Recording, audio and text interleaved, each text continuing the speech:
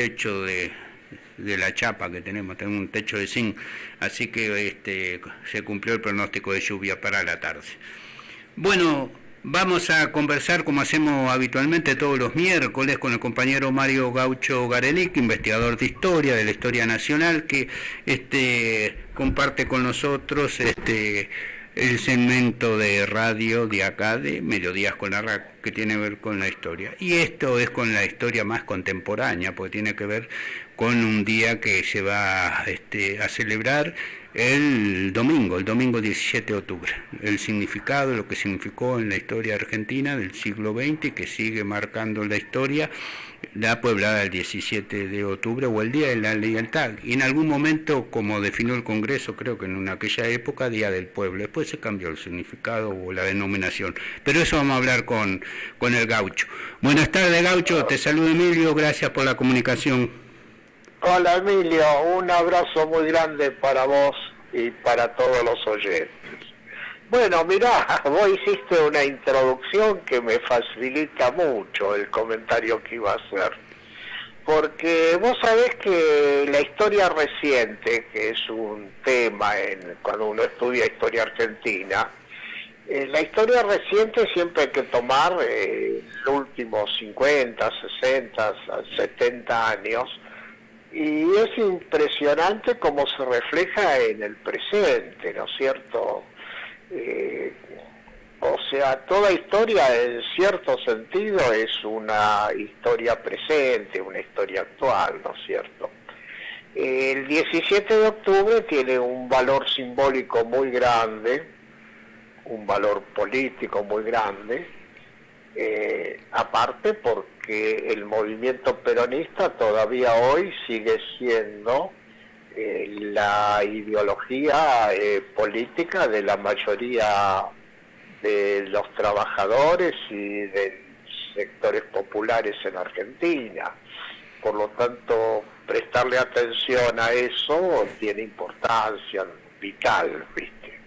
Para integrar la realidad y conocer la realidad, ¿no es cierto? Claro.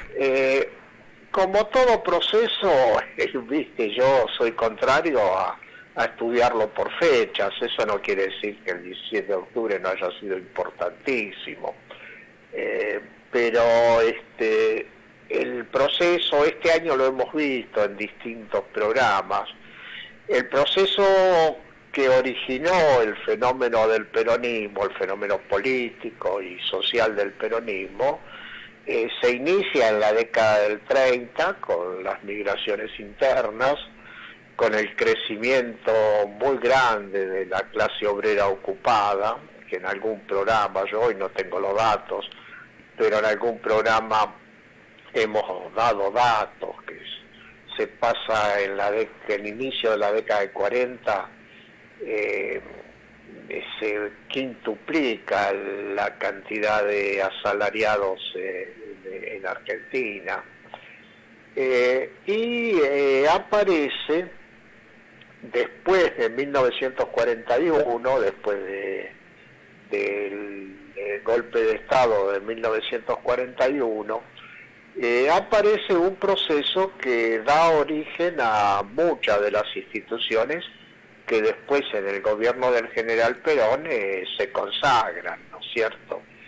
Entre ellos el tema que el coronel Perón toma la Secretaría de Trabajo y desde ahí desarrolla una concepción distinta de relaciones entre el Estado, los sindicatos y la gran masa trabajadora.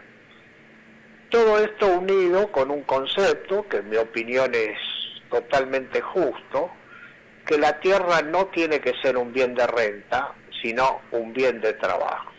Esto ya lo enuncia antes del 45 y desde la Secretaría de Trabajo se dicta el Estatuto del Peón, lo cual produce un acercamiento entre el proletariado industrial, que también venía del interior con sus experiencias de lucha, con haber tenido jornadas en el interior de 12, 14 horas y mal pago, y se encuentra con legislación que lo favorece, una integración de ese proletariado con los pobres del campo. Este es el fenómeno, puede visualizar antes del 17 de octubre, más el surgimiento y fortalecimiento de un sector nacionalista en las Fuerzas Armadas, un grupo de intelectuales que comprende esa situación, por supuesto un grupo minoritario de intelectuales, no todos los intelectuales, y el surgimiento de un grupo de empresarios nacionales que eran fundamentalmente opositores al imperialismo inglés y también al imperialismo yanqui. O sea, aparece un sector de empresariado nacional incipiente que en el marco de la posguerra quiere respirar y aprovecha el debilitamiento, sobre todo de Inglaterra, después de la Segunda Guerra. El 26 de febrero de 1945 se rompe con el eje, asume Farrell y el ministro de Guerra es nombrado el coronel Perón. La burguesía nacional suma fuerzas en ese momento y la oligarquía se reorganiza y comienza a trabajar abiertamente para sacar del medio al coronel Perón y a ese incipiente movimiento, con un apoyo abierto del embajador yanqui, Braden, que juega abiertamente en la política argentina contra el peronismo y acusando a Perón de ser pronazi. Claro. Ahí surgió la consigna después para las elecciones Braden o Perón, ¿no? Esa contradicción que marcaba el momento. Exactamente, y era lo que pasaba, porque en una forma totalmente descarada, el embajador pasa a jugar abiertamente en la política argentina. Vos sabés que Braden había estado en Argentina en la década del 30, en la guerra entre los dos países hermanos, Paraguay y Bolivia. El acuerdo de paz se tramita en Buenos Aires, que por eso le dan a Saavedra Lamas después el Premio Nobel de la Paz.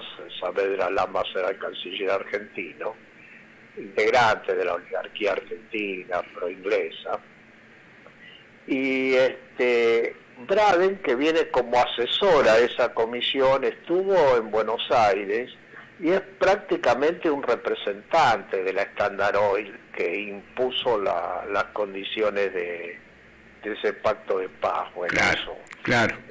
Sí. Y después cuando...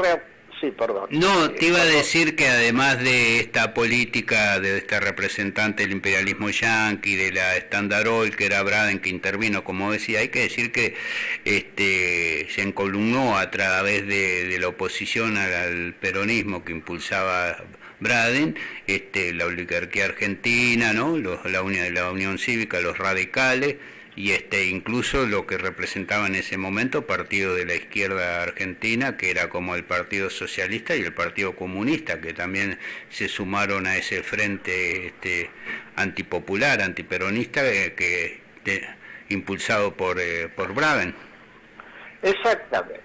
O sea, lo que tenía que ser la representación del proletariado no comprendió el proceso político que se estaba viviendo y se puso en la vereda del frente. Hubo una famosa marcha de la Constitución donde aparecen dirigentes socialistas, dirigentes comunistas, conservadores y sectores de la sociedad rural y de la Unión Industrial, en lo que se conoció como la marcha de la Constitución, o sea, algo parecido. Querían salvar la República y para eso el enemigo era Perón. Eso empalmaba con otro sector militar que no era el sector nacionalista que apoyaba el surgimiento del peronismo, sino un sector militar emparentado con la oligarquía argentina, encabezado por el general Ábalos, que dirigía la guarnición de Campo de Mayo. Eso produce un cimbronazo en el gobierno, caen los ministros, el presidente Farrell nombra a Ábalos ministro, pero no pueden organizar el gobierno. Y el 8 de octubre fuerzan la renuncia del coronel Perón a todos sus cargos. Ábalos asume como ministro. Una gran movilización de las capas medias y de la oligarquía en el círculo militar exige que le den el gobierno a la corte, y a Perón lo detienen en la isla de Martín García. Estamos en el 8 de octubre y en las masas evidentemente se nota que va a haber peligro de pérdida de los salarios que habían logrado aumentos, pérdidas del aguinaldo, peligro sobre perder los derechos de la jubilación, de los convenios colectivos de trabajo, claro, de que vuelvan los desalojos con la abolición de las leyes de alquileres. Todas las conquistas que habían logrado en alianza con el general Perón cuando estaba en la Secretaría de Trabajo, ¿no? Claro, y sobre todo la oligarquía exigía que se derogue el estatuto del peón, era lo que más les molestaba. El 15 de octubre aparece una huelga histórica de la FOTIA en Tucumán, reclamando todos estos puntos.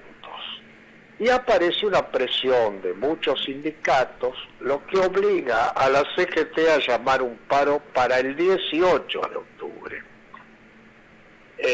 O sea, un día después. Un día después. Claro.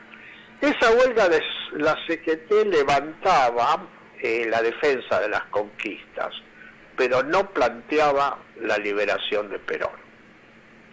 Claro. En esos días se produce, los sindicatos la pasan por encima a la dirección de la CGT, y el 17 de octubre hay una pueblada. Esa pueblada comienza en Berisso, en Ensenada, encabezado por Cipriano Reyes y los que dirigían el sindicato de la carne de Berisso, más un sector de militares nacionalistas encabezados por el coronel Mercante. En Avellaneda se suma las masas trabajadoras del Anglo, que era un sindicato de la carne. Los ferroviarios paran, La Boca y Barracas, que en aquel entonces tenía varias industrias, se suman, y aparece una pueblada que marcó, también alumbró el camino de lo que puede ser. Las masas llegan a Plaza de Mayo, está la famosa escena que caminando casi un día después ponen los pies en la fuente de la Plaza de Mayo. Sectores del ejército, el coronel Velasco, el coronel Molina toman el departamento de policía. El almirante Bernengo Lima intentó sublevar la marina y no pudo. Y a la noche las masas no se movían de Plaza de Mayo. A Perón lo liberan, aparecen los balcones, y cuando aparecen los balcones recién las masas ven su triunfo, ¿no es cierto? Esto alumbró el camino, junto con las rebeliones agrarias, el camino de lo que puede ser digamos, la forma que toman Argentina las rebeliones populares, ¿no es cierto? Puebladas, seguidas por rebeliones agrarias. Y en Argentina se vivió bien muchos años, porque hubo un 17 de octubre. Claro, porque este 17 de octubre permitió el triunfo electoral del general Perón, la fórmula Perón-Quijano, el 24 de febrero de 1946, ¿no? Que sí. Si no hubiera habido ese 17 de octubre, no hubiera habido triunfo electoral de un gobierno popular. Exacto. Y esa década peronista. El grado de incomprensión que tuvo el Partido Socialista y el Partido Comunista, que no solo no comprendió el 17 de octubre del 45, sino que varios meses después integró la Unión Democrática en febrero del 46 en contra del peronismo. Claro. O sea, que la incomprensión de lo que pasaba en el país fue muy profundo, ¿no es cierto? Y bueno, da nacimiento a una izquierda que se divorció de lo que avanzaban las masas durante muchos años. Claro. Y que es necesario, para reconstruir la verdadera historia, es necesario reivindicar, porque fue un hecho nacional y popular. Y hay que decir que el 17 de octubre uno toma la fecha porque fue así, en forma masiva, contundente, irrumpe la clase obrera criolla, ¿no? Más que nada esos morenos, los grasistas, los llamados cabecitas negras, los que venían de ese proceso que vos señalabas, que se venían incorporando al proletariado, expulsado del interior y del campo, porque las luchas obreras en la Argentina tienen más de un siglo, pero anteriormente había mucho peso de la inmigración, ¿no? Es decir, de esos obreros... pero aún los sindicatos dirigidos por los sectores reformistas del Partido Comunista y del Partido Socialista, digamos, la masa de esos sindicatos integra el peronismo. No es que ponerle los ferroviarios que eran italianos o los molineros que eran españoles o los panaderos. La masa de los sindicatos se integró al peronismo, incluso eso obligó que, por ejemplo, el PC disolviera sus sindicatos en pro de la unidad del movimiento obrero, ¿viste? Los que no comprendieron el proceso eran las direcciones de esos dos partidos. Digamos, me parece, ¿no? El movimiento obrero vio en un momento de posguerra una unidad en la nueva CGT. Claro. No, incluso hubo dirigentes del socialismo, dirigentes destacados de los sindicatos, ahora no me viene el nombre, pero que... Borlenghi, por ejemplo, que fueron impulsores de todo este proceso y estaban a la cabeza. Sí. Hubo muchos, pero aún en la Secretaría de Trabajo, digamos, se reunía con todos los sindicatos, dirigentes sindicales, durante más de 8 o 10 meses, trabajando para esta, digamos, fusión de un sector del nacionalismo militar con dirigentes obreros, con sindicatos y con un sector del Estado, ¿viste? Claro. Pero bueno,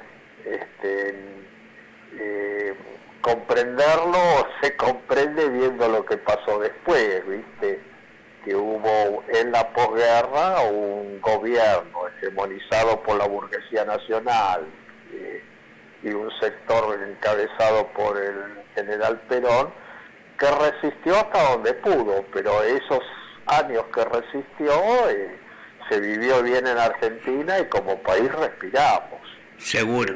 El enemigo, cuando pudo, reaccionó en septiembre de 1955 produjo el golpe de Estado, ¿viste? Claro, ahora en esto creo que lo central es destacar, como siempre hemos hecho, de que ese 17 de octubre fue una pueblada protagonizada por la clase obrera principalmente, que trajo todo ese proceso posterior, ¿no? de un gobierno popular, de mejoramiento de las condiciones de vida y de trabajo de las masas y de los trabajadores, ¿no? Que fue ese protagonismo de las masas obreras en un momento que le produjo un quiebre a la historia del país. Así es. Y después algunas reflexiones de que toda esa pueblada después terminó en un triunfo electoral, ajustado, pero triunfo electoral al fin. ¿Vos te acordás los números, Gaucho, más o menos cómo fue? De memoria no, exacto, no, 53% puede haber sido Perón Quijano, el triunfo del peronismo. No hubo mucha diferencia, ¿eh? Muy poca diferencia, eso es lo que me acuerdo, no quiero dar cifras porque la diferencia fue chica a nivel país. En barriadas como Avellaneda, Barracas o Berizo no fue chica. Claro. O sea, donde la clase obrera pesaba mucho, la diferencia fue muy grande. Pero cuando sumás todo el país, la diferencia fue chica. Ahora yo te quería preguntar algo, a ver si así, porque yo cuando hice la introducción mencioné, porque en algún momento posterior a eso hubo creo que fue en el 46, un debate en el Congreso con los diputados peronistas y los radicales, de cómo denominar el 17 de octubre, que en principio se le había denominado Día del Pueblo. Después, por la tradición entre nosotros, queda como el Día de la Lealtad, ¿no? De la lealtad al general, a Perón, es el día que como lo denominan los peronistas, el peronismo. Mirá, yo hice la escuela primaria en la época del peronismo, o sea, a mí el 16 de septiembre del 55 me agarra el 6º grado. Y yo lo que recuerdo que el 17 de octubre era un día de fiesta. La gente festejaba el recuerdo de la pueblada, ¿viste? Era un día de fiesta el 17 de octubre. Y sí, después se le empezó a llamar Día de la Lealtad. De fiesta en el sentido de recordar el triunfo popular, no sé si me alcanzó a explicar. Está bien. Bien, y después está el tema que todo ese proceso hace necesario reformar la Constitución. O sea, nosotros este año por suerte hemos hablado varias veces de la reforma del 49, pero es imprescindible cuando avanza un proceso político nacional de liberación, aunque sea limitado, no aguanta la Constitución armada por la oligarquía y por las otras clases dominantes, y es necesario reformar. Eso lo vimos después también en los movimientos insurreccionales que hubo en Bolivia, en Perú, en Chile, todos esos movimientos de avance culminan con la necesidad de una reforma constitucional que los asuma, que los incorpore, ¿viste? Está bien. Y bueno, alumbró un camino. Bueno, así es, y hay que seguir en él en las nuevas condiciones. Bueno, ahora el domingo tenemos la celebración del 17 de octubre junto con el Día de la Madre. Bueno, Gaucho, seguiremos la próxima semana. Te mando un abrazo grande y gracias como siempre, y seguimos semana a semana con estos bocadillos desbrozando la historia nacional desde el punto de vista popular y de los trabajadores, ¿no? Bueno, un abrazo muy grande para vos y para todos los oyentes. Bueno, buenas tardes, Gaucho, abrazo. Chao, chao. Chao. Y orgulloso lo declaro, por un motivo muy claro que lo voy a hacer verbal, porque he visto al general